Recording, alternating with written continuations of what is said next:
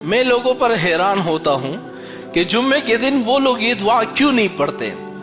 अगर उनको गाड़ी चाहिए तो अल्लाह ताला गाड़ी देगा, उनको अपना घर चाहिए अल्लाह ताला उनको अपना घर देगा, उनको पैसा चाहिए अल्लाह ताला पैसा देगा। लेकिन पता नहीं अक्सर लोग इस दुआ को पढ़ते नहीं है। मैं खुद इस बात का गवाह हूँ।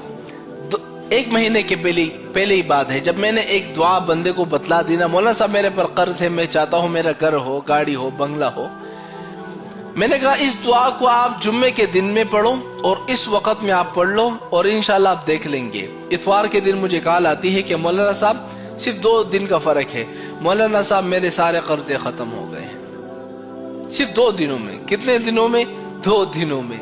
और ऐसा वजीफा है ना, आप अंदाजा लगे हदीस पाक में आता है। मैं खुद बड़ा खुश हुआ यार, चलो किसी का काम तो हो गया ना।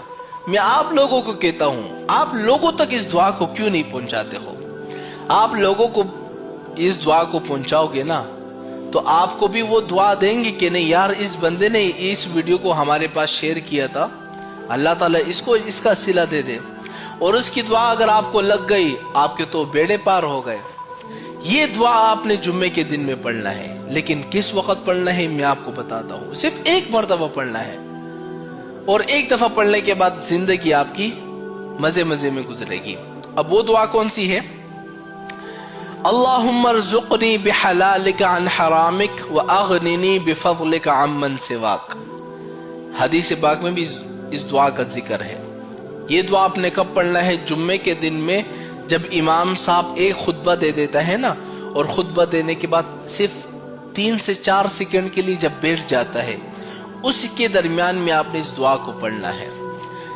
इस दुआ को जब आपने पढ़ लिया ना, इंशाअल्लाह या 2 दिनों के अंदर, 3 दिनों के अंदर, 1 हफ्ते के अंदर कर्ज भी खत्म हो जाएंगे। अल्लाह ताला घर भी आपको देगा, पैसे भी देगा, माला माल कर देगा।